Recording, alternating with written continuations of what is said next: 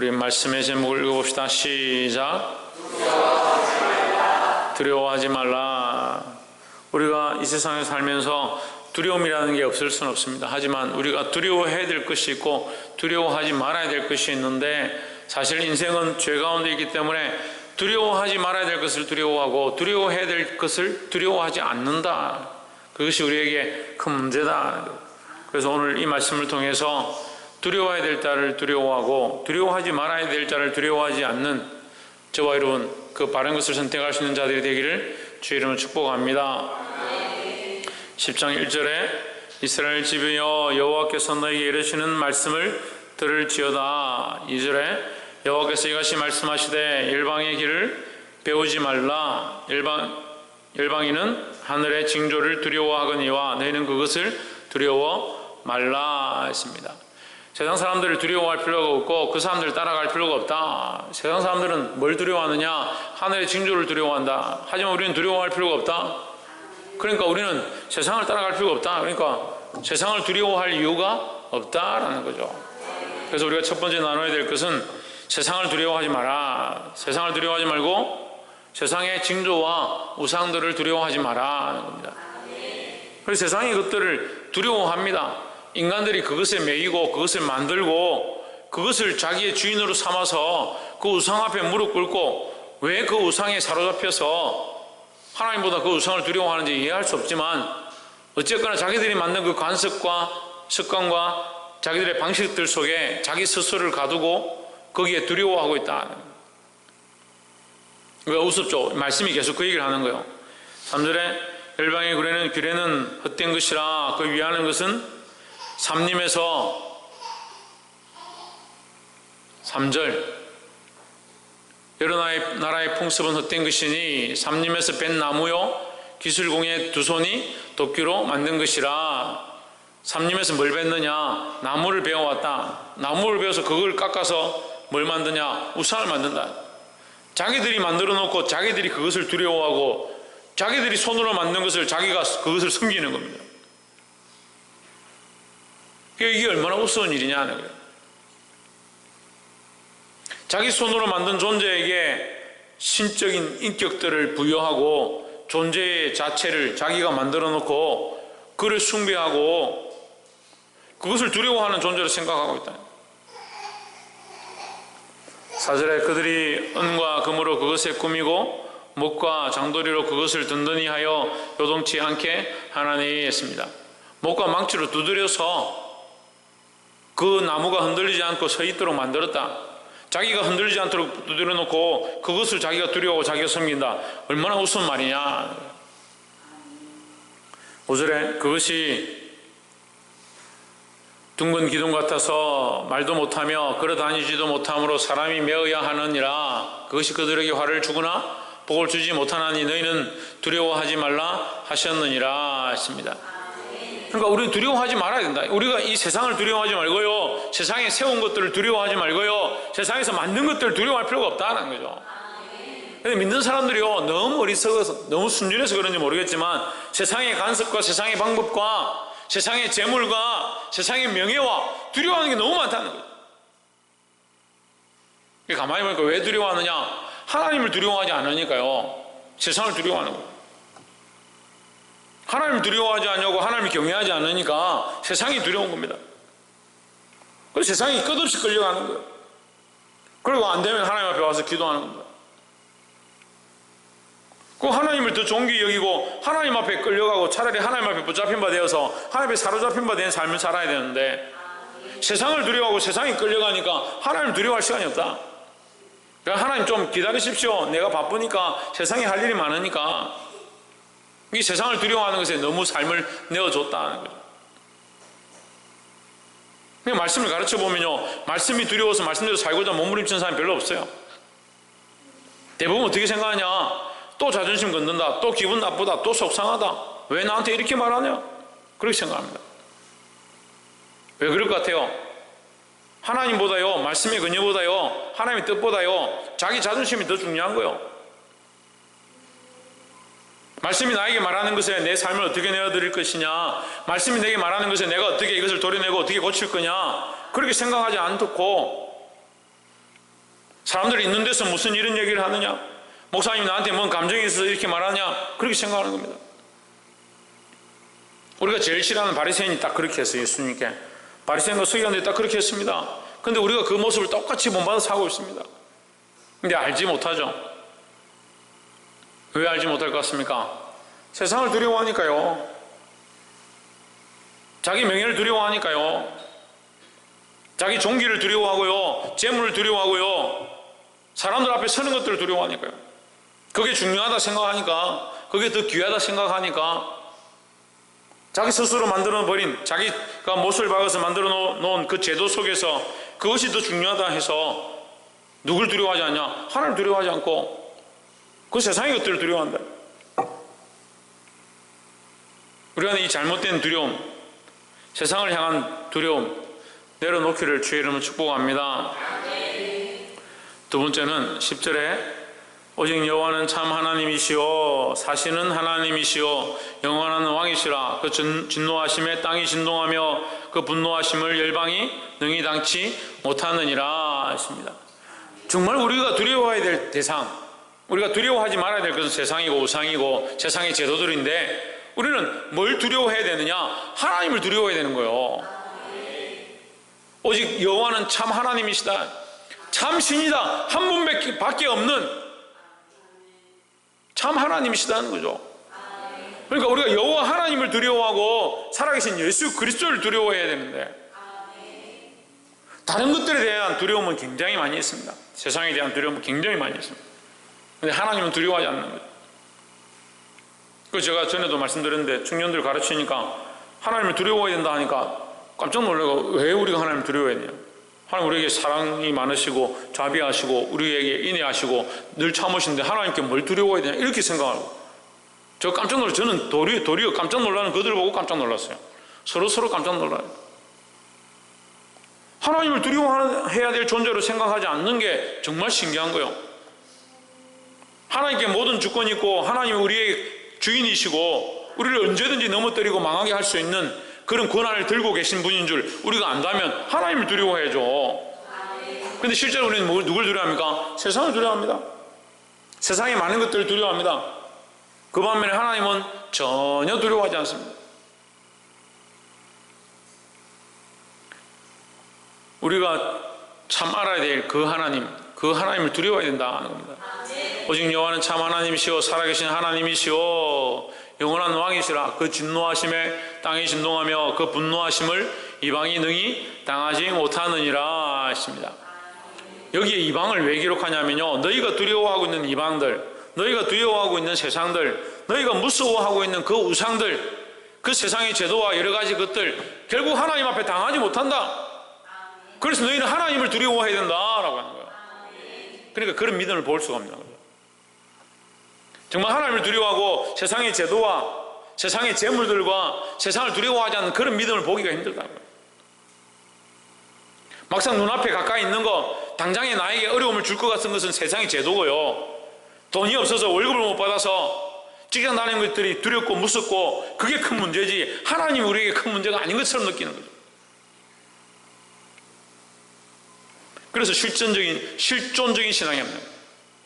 신앙이 현실적이 되고 세상과 타협해버리고, 아니 정말 이 현실 속에서 믿음을 실제로 하나님 앞에 드러내고 하나님 바라봐야 되는데 세상이 원하는 대로 자꾸 바뀐다는 거예요. 이 하나님을 두려워하시기를 주의 이름으로 축복합니다. 11절에 너희는 이같이 그들에게 이르기를 천지를 짓지 아니한 신들은 땅 위에서 이 하늘 아래서 망하리라. 그럼 천지를 창조하신 분은 여호와 하나님밖에 없다. 그러니까 그냥 너희 손으로 지은 그런 신들을 두려워하지 마라. 그들은 망할 것이다, 없어질 것이다. 12절 여호와께서 그 권능으로 땅을 지으셨고 그 지혜로 세계를 세우셨고 그 명철로 하늘들을 펴셨으며, 13절에 그가 목소리를 발하신즉 하늘에 많은 물이 생기나니 그는 땅끝에서 구름이 오르게 하시며 비를 위하여 번개하게 하시며 그 곳간에서 바람을 내시거늘 했습니다. 이 말씀이 기원전 600년경에 기록된 말씀이에요. 근데 그때 당시에 구름이 올라가는 것이 이것이 땅에서 올라간다는 것을 알고 있는 거, 이게 과학적으로 대단한 거예요. 그게 하나님께서 주신 지혜를 따라 기록한 거죠.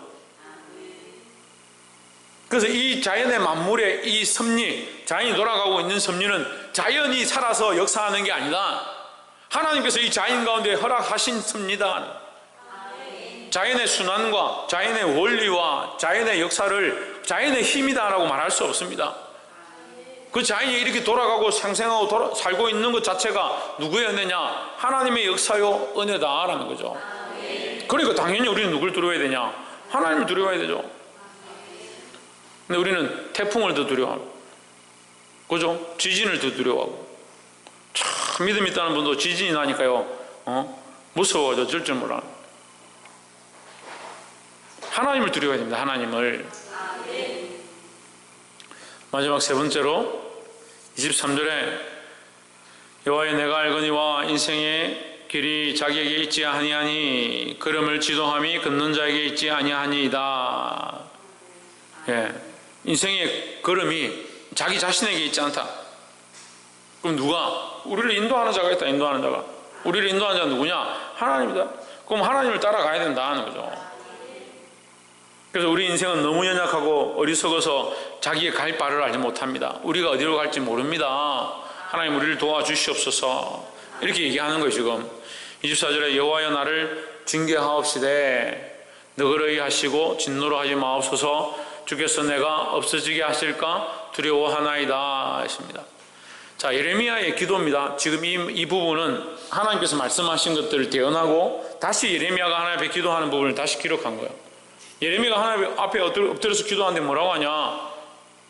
여호와여 나를 징계하옵시되 했습니다. 이건 예레미야를 징계하라는 거죠. 징계하라는 거죠.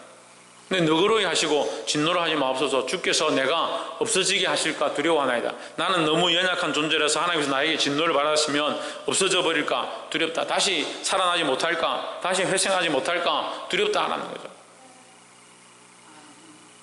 왜 기도를 하느냐? 하나님께서 이 이스라엘 나라를 불쌍히 여겨달라고 하는 거예요. 차라리 저에게 징계해 주십시오. 제가 징계를 받겠습니다. 이 나라를, 이 백성들을 불쌍히 여겨 주십시오. 이 생명들을 불쌍히 여겨 주십시오. 이 알지 못하는 자들을 살려 주십시오 하는 거예요. 이 백성들이 어리석어서 우상에게 절하고 세상의 제도에 매이고 세상을 두려워하는데 하나님을 두려워하도록 제가 가르치고 다시 전하겠습니다. 주 차라리 저를 치시고 저를 징계해 주십시오. 그 지금 그렇게 기도하는 거죠. 우리는 뭘 해야 됩니까? 우리는 뭘 해야 되겠습니까? 예? 우리는 뭘 해야 되겠습니까?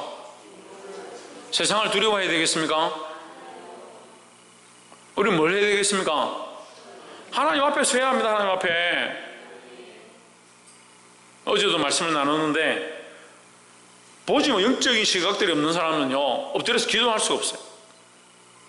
기도하는 걸 모르는 거예요. 기도하라고 하면 뭘 하냐면 눈에 보이는 거 기도하기 바쁜 거예요. 근데 영적 시각이 있는 사람은요 이 문제들을 놓고 이 백성들을 위하여, 이 영혼들을 위하여, 내게 맡기신 자들을 위하여 중보할 수 있는 거예요. 여러분, 교회를 위해서 기도하라 하고 세워진 자를 위해서 기도하라 하면 뭘 기도합니까? 눈에 보이는 것을 기도하는 게 아닙니다. 목사님에서 기도하라니까 목사님 뭐 넥타이 좋은 거 매게 해주시고 옷도 좋은 거 공급되게 하시고 뭐 그런 기도합니까? 영적 싸움을 위해서 기도해야 합니다. 영적 싸움을 위해서. 교회도 마찬가지입니다. 교회 가운데 있는 성도들을 위해서 기도하는데 뭘 기도합니까? 영적 싸움들을 위해서 기도해야 합니다.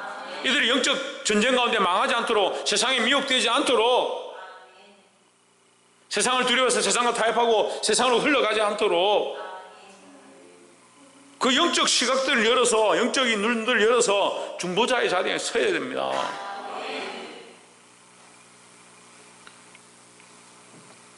25절에 주를 알지 못하는 열방과 주의 이름으로 기도하지 아니하는 족속들과 저에게 주의 분노를 부어소서. 그들은 야곱을 씹어 삼켜버리고 그 거처를 황폐케 하였나이다 했습니다. 자, 24절과 25절이 부딪히는 것처럼 보이지만 하나님 우리를 불쌍히 여기시고 차라리 저에게 진노하시고 하나님 심판하셔야 될 부분이 누구냐? 이 세상이다. 이 세상 이방 족속들이다. 그들이 오히려 이 야곱 집과 이스라엘 백성들을 씹어 삼키려고 한다. 그걸 얘기하는 거예요. 이 얘기는 무슨 말입니까? 이게 무슨 말이요? 야곱을 씹어 삼켜 멸하고 그의 거처를 황폐하게 하였나이다. 이게 무슨 말입니까?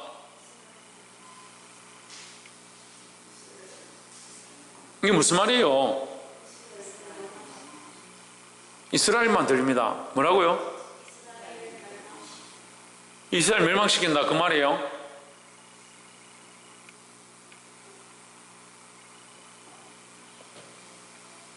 이게 지금 무슨 얘기를 하는 거예요? 이렇게 끝나버렸어요. 그럼 이스라엘 멸망시킨다 이라고 끝난 거예요, 기도가? 그럼 무슨 얘기를 내포하고 있는 거예요? 야곱을 씹어 삼켜 멸하고 그들은 야곱을 씹어 삼켜 멸하고 그의 거처를 황폐케 하였나이다. 이 얘기를 하고 지금 끝났잖아요, 말씀이. 끝나버렸잖아요. 그럼 뭔 얘기를 하고 있는 거예요, 그러면? 예? 무슨 얘기를 하고 있는 거예요? 왜 갑자기 야곱을 얘기합니까? 왜 하나님께 야곱을 얘기하죠? 예, 야곱은 언약의 백성이고 하나님의 백성이다 하는 거죠. 하나님은 야곱의 편이다고, 야곱은 하나님의 자녀라고 그 얘기를 하는 거잖아요. 세상의 진노와 심판은 결국 이 이방의 심판과 진노는요, 이스라엘 백성의 범죄함으로 하나님이 허락하신 것으로 심판이 오는 겁니다. 하지만 그 기도하는 자들은 어떻게 합니까? 이 백성들은 하나님의 백성임을 다시 한 번 더 하나님 앞에 고하는 겁니다. 우리가 중보자로 섰습니까? 우리가 기도하는 자리에 섰습니까? 뭘 기도해야 합니까? 우리가 하나님의 백성임을 얘기해야 되고요, 우리가 기도하는 자들이 하나님의 것임을 인정해야 되는 겁니다. 그럼 어제도 우리가 가정을 위해서, 우리 학업을 위하여, 우리 직장을 위하여, 교회를 위하여 기도해야 된다 했습니다. 그럼 그게 누구의 것이냐? 하나님의 것이죠. 하나님의 것. 문제는 뭐요? 우리가 하나님의 것인 줄 모르는 게 자꾸 문제죠. 하나님의 것인 줄 모르니까 어떻게 합니까? 내 건 줄 알고 사는 거죠. 그냥 기도 하나 하면 이게 기도가 안 되는 거예요. 내 건 줄 아니까 내게 필요한 장식들을 자꾸 더 달라. 하나님 내게 장식을 더 주십시오. 내게 필요한 것들을 더 주십시오. 계속 이렇게 되는 거예요. 내 건 줄 아니까. 이게 하나님의 건 줄 알면요, 내가 어려움과 고난을 당하면 이게 하나님의 것이지 않습니까? 하나님의 백성이지 않습니까? 하나님의 자녀지 않습니까? 하나님의 것인데 하나님이 보호하시고 인도해 주십시오. 이렇게 기도가 돼야 되는데 이 기도가 그렇게 안 된단 말이에요. 우리가 누구 편인지를 잊어버렸다는 거예요. 우리가 어디에 서 있는지를 잊어버렸다는 거예요. 우리가 하나님의 자녀임을 잊어버렸다는 거예요. 그 기도는 기도하고 부르짖는 건 부르짖는데 나는 누구고, 하나님은 나에게 뭐고, 세상은 나에게 어떠한 관계인지를 잊어버렸다는 거예요. 그리고 뭘 기도하는지도 모르는 거예요. 기도는 하는데. 그들은 야곱을 씹어 삼켜 멸하고 그의 거처를 황폐하게 하였나이다. 지금 이게 고하는 거예요. 예레미야가 하나님 앞에. 하나님의 집, 하나님의 백성, 그 이스라엘의 집이 지금 그 집을 그들이 씹어 삼키고 멸하고 황폐케 합니다. 그럼 누가 지금 화가 나야 되는 거예요? 하나님 화가 나셔야 되는 거예요. 그러니까 얼마나 믿음의 기도가 되는 겁니까? 우리에게 믿음이라는 게요, 내가 누구 편인지, 누가 나의 주님인지, 내가 누구를 믿고 누구를 섬기고 있는지 이게 정리가 돼야 똑바른 기도가 되는데, 자꾸 자기가 자기를 위해 사니까 기도를 하라 하면 자기에게 필요한 것만 자꾸 구하다가 끝나버리는 거예요. 그러니까 무슨 영적 전쟁을 하고 영적 싸움을 할 게 어디 있습니까? 지금 영적 싸움을 해야 되는데, 영적 전쟁을 해야 되고, 우리가 하나님 편에 서서 그리스도와 좋은 군사가 되어서, 그리스도의 좋은 군사가 되어서 이 영적 싸움을 쟁투하고 나아가야 되는데, 이게 어느 편인지, 누구를 공격하고 누구를 위해 싸우고 누구를 방어하고 있는지 그걸 지금 잊어버렸다. 말씀을 맺겠습니다. 여러분, 세상을 두려워할 필요가 없습니다. 세상을 본받을 필요도 없고 세상의 제도와 법률들과 세상의 재물들에 사로잡힐 필요가 없다라는 거예요. 우리가 두려워야 될 것은 하나님밖에 없습니다. 살아계신 하나님, 온 천지를 창조하신 여호와 하나님, 그 하나님만 두려워해야 된다는 거예요. 우리가 이 사실을 안다면 하나님 우리 편이고 세상은 우리 편이 아니다. 우리가 하나님 편이고 하나님 우리 편이신데 누가 우리를 대적하겠느냐? 그럼 우리 기도는 어떻게 해야 되냐? 지금 하나님께서 이스라엘을 심판하시겠다고 하시는데 우리는 어떻게 해야 되냐? 우리는 하나님 편이고 이스라엘도 하나님 편임을 계속 기도하는 거예요. 우리 가정을 위해서 기도합니다. 어떻게 기도합니까? 하나님 주신 허락하신 가정입니다. 하나님 주신 자녀들입니다. 그 하나님 편이니까 하나님 책임져 주십시오. 하나님 은혜와 긍휼을 베풀어 주십시오. 이렇게 기도가 돼야지. 자기 게 되니까 어떻게 해요? 이 아이에게 뭘 주시고 뭘 축복하시고 우리 가정에 먹을 것들을 공급하시고 기도가 산으로 가는 거예요. 하나님의 것이다. 교회도 하나님의 것이고 가정도 하나님의 것이고 내게 주신 직장도 하나님의 것이고 내게 주어진 모든 재물과 상황들도 하나님의 것이고 하나님의 은혜다 하는 거예요. 지금 우리가 살아있는 것도 하나님의 은혜다. 그 하나님의 것임을 인정하고 기도하며 중보자로 서기를 주의 이름으로 축복합니다. 기도하겠습니다.